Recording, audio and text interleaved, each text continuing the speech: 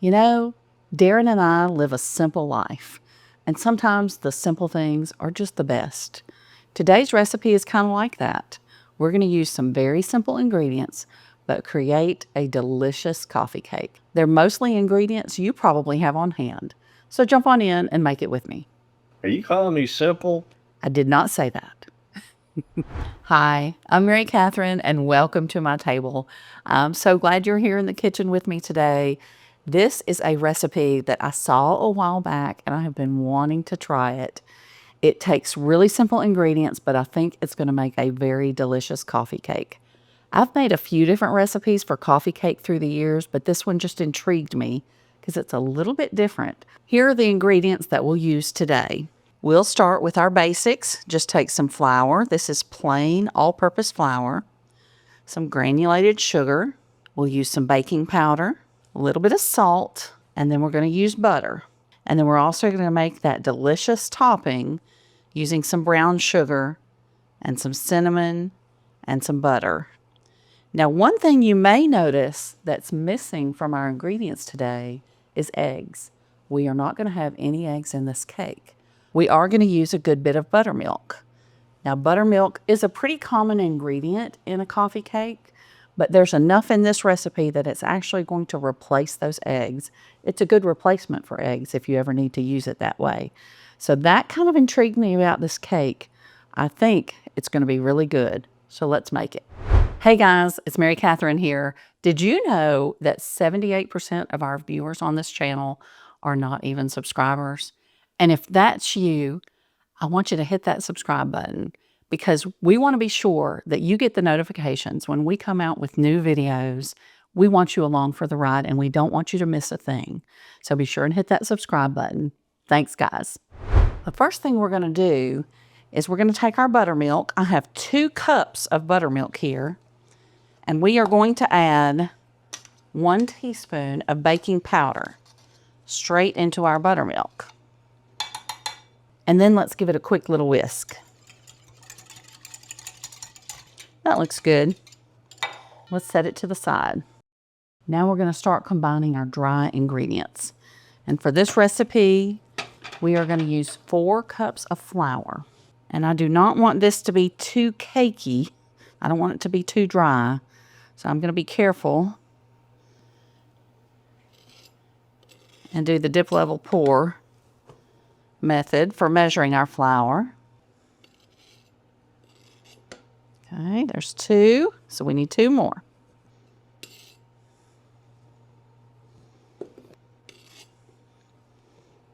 There we go. We're going to add 2 cups of sugar to that.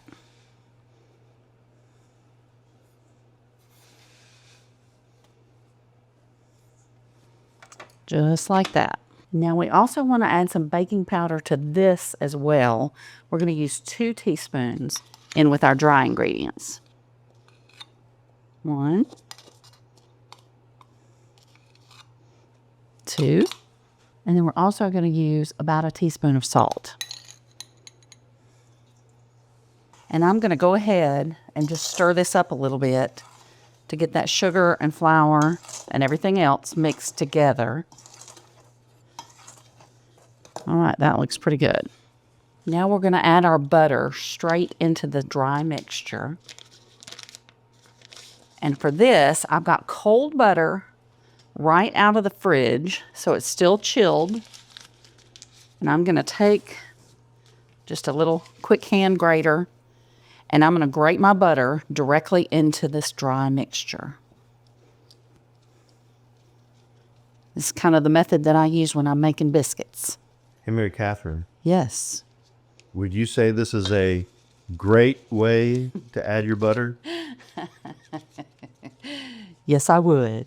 Now, if you don't want to grate it, you can just cube it up in little pieces, and then you can use a pastry blender, or you can use your hands to mix the butter into the flour. But when you grate it, it's just so easy to stir it in and blend it. So I love doing it this way. Okay, and I'm just going to go ahead and take that wrapper off and get my hands greasy with the butter for this last little bit. So that's 1 stick of butter. That's half a cup. But I'm going to go in and use about a half of a stick of butter. So we want to use about 3/4 of a cup of butter total into this mixture. So I'm going to use about half of this stick. And we're going to reserve some of the butter to use for our streusel topping. So if this is not exact, it's okay. I didn't measure, but I can tell on my butter wrapper about how much is half the stick. So let me see, 1, 2, 3, 4. We need a little bit more. All right, that's close enough. Now, I just like to kind of scoop some of the flour out from the edges and underneath and sprinkle over that butter. It just kind of helps to separate it a little bit. And then we can start stirring it into the whole bowl. All right, let's check it 1 or 2 more times. Just make sure we didn't leave any big globs of butter. I think we're pretty good. That looks about like we'd want it to, so I think we're good. Now, let's come in with our buttermilk mixture, and we're just going to combine it into our dry ingredients now.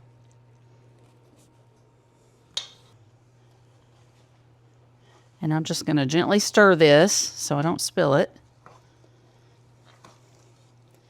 And we want to just do this until it is combined. Once it is combined, we're going to stop stirring because we don't want to overmix this cake. It can get tough and make it not as pleasant to eat. So we don't want to do that. So we're just going to go until it is well combined. Just a little more dry mixture over here, I see.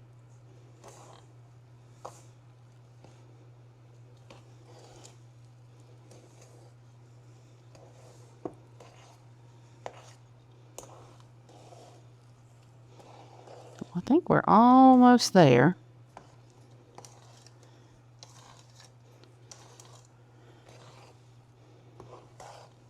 This is why with this cake, it's so easy to just use a bowl and spoon. In fact, I would prefer that to using my mixer because I think the mixer would definitely overmix a cake like this. We can go ahead and spoon this into our pan.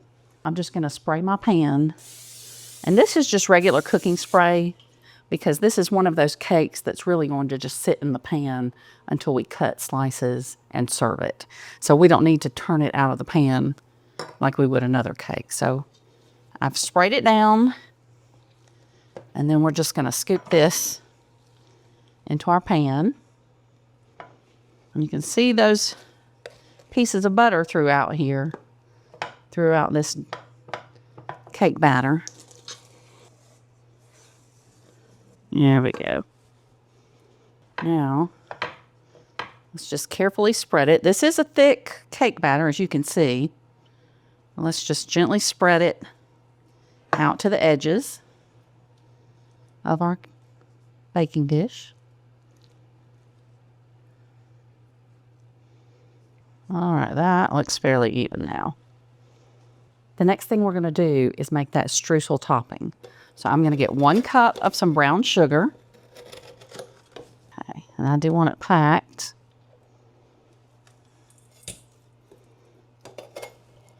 It's a little light on the top, so I'm going to get just a touch more. There we go. Now to this, I'm going to add 1 tablespoon of cinnamon. And I'm getting down to the bottom of my bottle, so I'm going to have to kind of carefully measure here. Okay, that's close to a tablespoon. And this is strong cinnamon. Now, I'm going to go ahead and break up that brown sugar a little bit. For some reason, this brown sugar is fairly new, but it's an organic blend. And it definitely has a different consistency than my normal brown sugar does. I need to do that trick to put something in it to soften it up. What is that again? I forget what it is. You guys probably know. Tell me in the comments. But anyway, this is going to work okay. So I've got it broken up. And now we're going to come in and we're going to add 1.5 sticks of butter in with the brown sugar.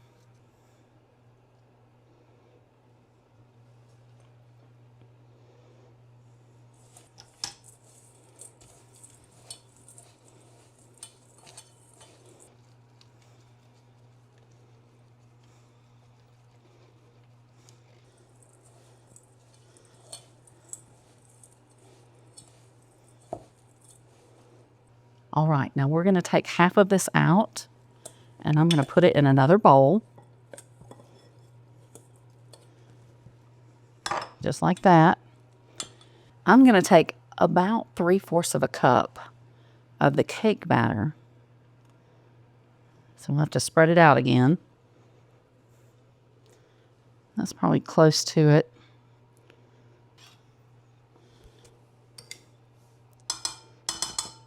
Maybe just another spoon. That'll be good. Okay, now let me just quickly spread this back together. It's not going to matter though. Don't worry. This is going to all come together. It's kind of a messy, ooey cake, but you know, I think that's going to make it really good. So now we're going to mix this with half of that streusel topping. Okay. Now we're going to just drop it in spoonfuls around our cake. Make sure we get some around in different places. We're just going to kind of use our spoon, and we're going to mix this kind of down into the cake batter. Just create some swirls,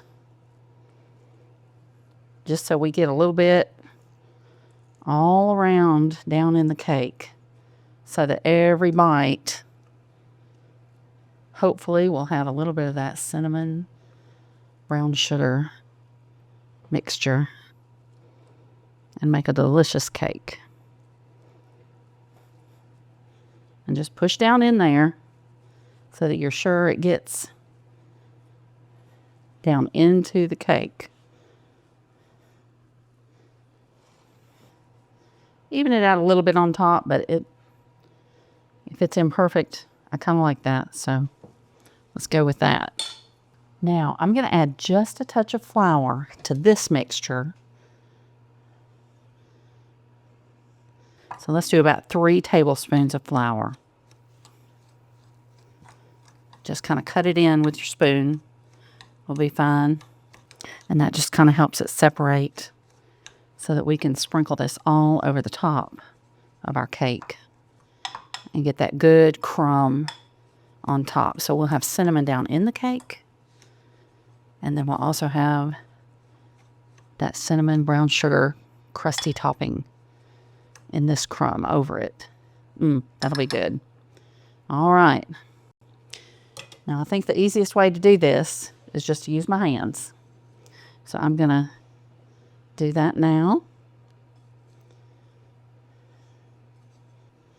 And as you go, if you still have any parts, see there's a little bit that's still kind of sticky, but you can just kind of separate it as you go, and I think it'll be fine.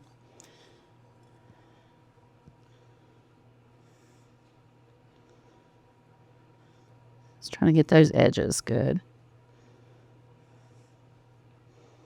That looks delicious.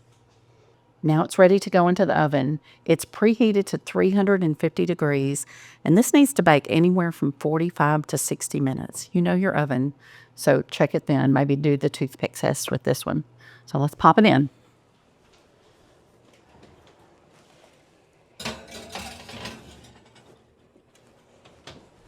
It's been 45 minutes. Let's check our cake. I think it looks perfect. I'm going to get a toothpick. Okay, we're going to check it. Yep, came out clean. Looks good. It smells delicious. And I'm so glad that we reserved part of that topping to just kind of sprinkle over the top. I think that gave us that brown sugar that probably got a little bit crispier sitting on top of the cake. Whew, we're going to have to let it rest, but I can't wait to dig into it and give it a taste. We've let the cake sit for about 40 minutes. It's still warm, but I think we can cut into it now.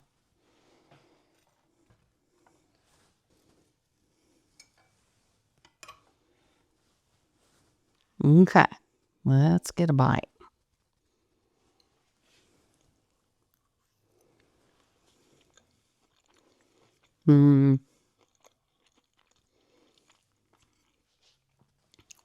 That is good. It is tender. It is moist. It is not dry or tough at all.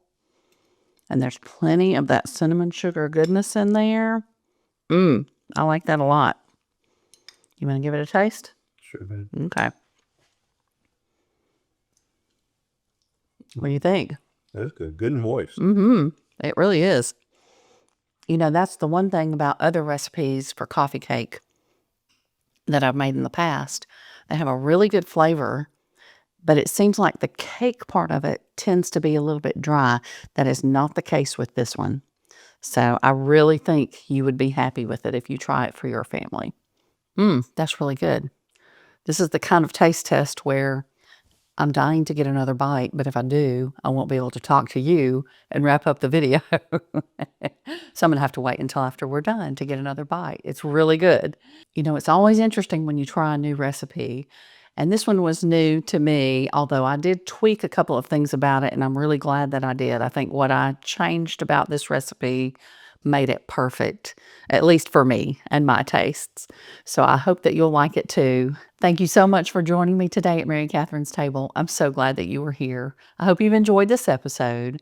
And remember to share us with your friends, hit that subscribe button, ring the bell to get the notifications when we come out with new videos. And remember to go out today, find someone who needs a little bit of kindness, and give them some of yours.